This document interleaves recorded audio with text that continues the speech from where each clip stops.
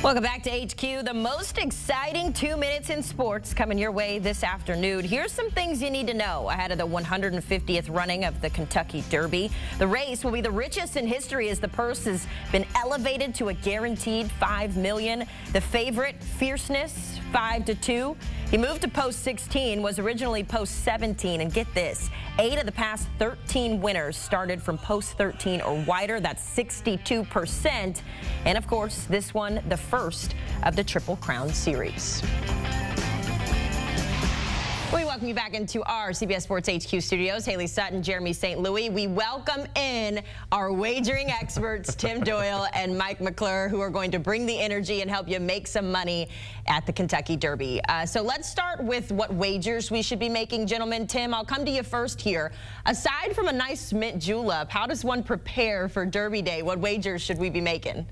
Well, you got to have the Fastinet. You got to have the pastels. I see Jeremy there in his Sunday's best. Like, it's all about the pageantry there at the Derby. But as far as making money on the Derby, because it's such a heavy field, so many horses, if you're able just to cash even a win bet, you're going to make some money.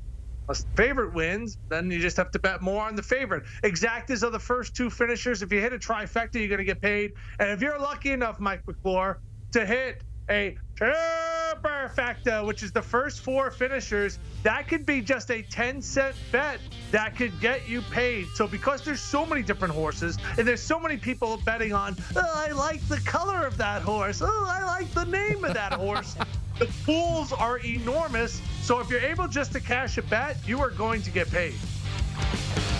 Absolutely, Tim. In terms of fashion, definitely consult Tim Doyle. I am not quite the global fashion icon that he is. But as far as talking about betting on the race itself, there are many ways that you can get down on it. Personally, I always prefer the exacta box where you don't have to be perfect, can still pick 2, 3, 4 horses and get them in any order correctly here. But really, you have fun with it. It's a little bit like the NCAA tournament where you're liking mascots, you're liking names here. It's a lot of fun, but as Tim mentioned, you can have some success with some long shots here because there are so many horses in this field. Hang on, and Tim, before we started, you were telling us that you did okay on the Kentucky Oaks yesterday.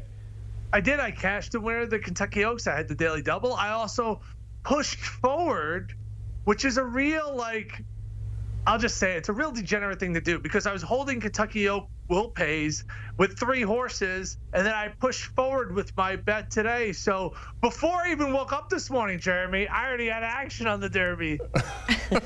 So Mrs. Doyle and Chicago Joe could be in for maybe a nice little treat if Daddy Tim comes away with a big win here on Saturday. All right, let's talk about the weather here because that always plays a part. Forecast at Churchill Downs calling for spotty thunderstorms throughout the day today, which could impact the track conditions. Mike, how could a wet track or a muddy track impact this race? You have to be concerned with some of the running style of some of the horses. There are always a couple that we kind of term closers that really come on late. That is always concerning with wet conditions just because of the massive amount of mud buildup. But as far as running in it, it's not like an overly big deal. It certainly slows the race pace a little bit. What it's kind of like is if you guys live near the beach down there in Florida, basically running on the beach, how you're a little slower, it's a little uncomfortable. It can feel that way for certain horses if they're not used to running in it. They obviously have a lot more power than we do as humans, but it does make an impact. And the closest comparison that I think everyone could probably feel would be trying to run on a sandy beach is what it's like running in a super wet track. I think something that's important, Mike, and this is honestly what I do when I go to the racetrack. I try to figure out what the bias is. If you're seeing horses like race 1 today at Churchill Downs was on the dirt, and you had to basically be on or close to the lead. Some days you want to be in the 8 path, closing on the outside, and that's going to be important for a horse like Sierra Leone, who right now is your second choice, because here's a horse that might have to pass every single horse in the field at some point, because this horse likes to come from way behind. Now, if you're on a track that's favoring speed horses, well, then you are going up against the bias. So nobody wants to see rain there because you got the shoes. Haley, you got the heels on. I don't want to see the nice, pretty ladies walking around in the mud all day. So let's pray no rain. Yeah, I would not wear heels to the Kentucky Derby. That's just not my jam. There were people at the F1 race yesterday wearing heels as well. I don't understand it. We are living in a sneaker time, so we should take advantage. I'm glad we had a little bit of fun earlier talking about how you can make bets, right? You can pick it based on the color of the horse, the name of the horse. Yeah. So as someone who is still getting into the betting space, I would pick Fierceness solely on the name because I like it. I'd run through a brick wall for a horse named Fierceness. Just so happens that Fierceness is the favorite to win it at 5-2. He moves to the post, Tim, post 16, so a little bit more inside, I think. What are your odds there for the favorite in Fierceness? Well, you see right there, originally at 17, no Derby horse had ever won from post 17. I think we're looking at a superstar. I think we're looking at the next Triple Crown winner. Now, Todd Pletcher, the trainer, has won this race multiple times. He traditionally doesn't like to run the Derby horses back in the Preakness because Always Dreaming a few years back ended up running poorly and never really bounced back. You know what Fierceness isn't? Always Dreaming. This is a super horse. If you have not watched any races from any of the Derby horses, just go watch Fierceness's race in the Florida Derby. The horse was never touched. Normally you see a jockey pumping, normally you see a jockey whipping, and you got an all-timer, maybe the greatest jockey ever, in Johnny Velasquez. He was a statue. Why? Because this horse is a super horse. McClure, this is how confident I am in this horse. I have already booked my plane ticket to Albany because this year is year number 1 that the Belmont Stakes will not be run at Belmont Park. No. It'll be run at Saratoga Racecourse, and yours truly already has the room booked because I think prices are going to go through the roof because this horse is owned by Mike Rapoli, who's a New York guy. He's been to the Derby several times, can't get over the hump. It happens today. Fierceness is the horse. I agree with you, Tim. Fierceness is definitely the class of the field here. He's clearly the best. In terms of the training situation as well and the jockey, it really checks all the boxes. So I agree with you. We could be looking at a Triple Crown winner if he's able to get through here. We'll see. I think Sierra Leone could still potentially run him down, though. All right, so we got the favorites, but we like long shots. So the last long shot to win the Derby was in 2022, Rich Strike, 80-1, paying out. So, Mike, give us a long shot to watch here. I'm going to look at domestic product here. I want to focus on Chad Brown. I think Chad Brown is ready to break through and finally get the Kentucky Derby. He's got the other horse, Sierra Leone, that I mentioned. Sierra Leone is definitely the closer that's going to have to pass essentially everyone. But I think there's a lot of unknown here with domestic product. First of all, domestic product really hasn't run in 2 months, which many people would say is too long. But I love the jockey here, Ortiz. He's had a lot of success overall in horse racing. I mean, they all have. Obviously, that's why they're here. But he's won Belmont twice, second at the Preakness twice. I think it's time that Chad Brown breaks through, whether it be with Sierra Leone or domestic product here. I think the long shot on domestic product, 31-1, is a great number. Yeah, and I love the race that domestic product ran in the Tampa Bay Derby because he had issues. He was between horses. He had a fight for that win.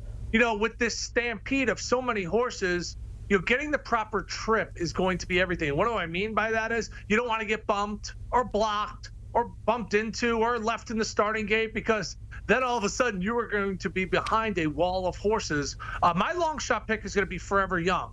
Now, this is a foreign horse who recently won the UAE Derby, which doesn't mean anything because no UAE Derby winner has ever come back and won the Derby. But 5 starts, 5 wins, and the running style can be wide, can avoid trouble, can pass other horses.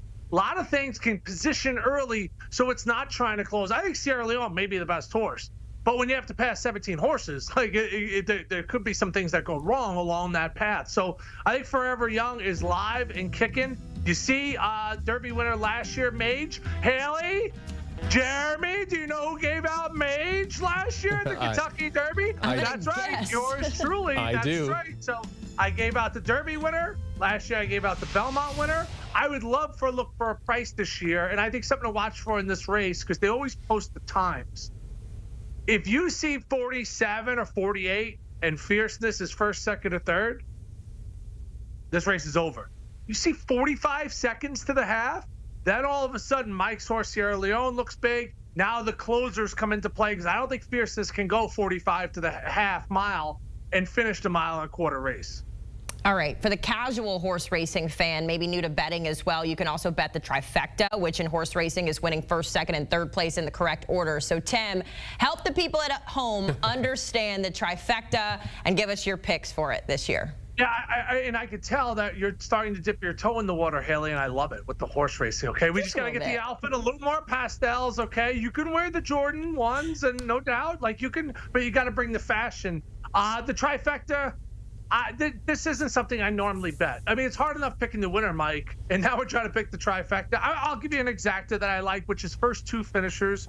I'll go 17, which is Fierceness over 11 and 50, which is one of Mike's horses in there as well. I think Domestic Product has a big chance to get up there for third and maybe even second. So that's the exacta. Or you want to try to hit this ice cold?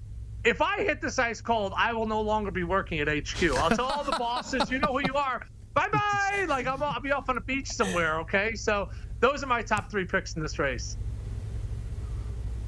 I love it, Tim. I've got an exacta box here. I'm going to go with the number 2, 8, 11, and 15. That is Sierra Leone, Just a Touch, Forever Young, who Tim mentioned, and then Domestic Product again. I love these four horses. Fierceness absolutely should be the favorite here. However, I think that there are many paths, as Tim mentioned, to things going wrong when you got this many horses on a track with conditions that are simply unknown still at this point, depending on the weather today. Sierra Leone is that closer. I think they'll be absolutely relevant. Just a Touch, someone we could talk about trainers all the time, Brad Cox. I think you cannot rule out this horse as well. I think going a little under the radar just from everything that I've seen so far. And then again, Forever Young, the international horse, I think almost always has a negative connotation and gets overlooked because it's never been done before. Those are the four I like in an exacta box. All right, gentlemen, thank you so much. I promise next year I'll wear more pastels. It's my bucket list to not always wear dark and black and brown. But guys, you brought the energy and the bets for us to follow. Thank you so much, both of you. If you want more betting advice from our experts, make sure you are locked into a Sportsline subscription. And right now you can join now for 7 free days. Just head to sportsline.com/join. Use the promo code HORSES for those 7 days free.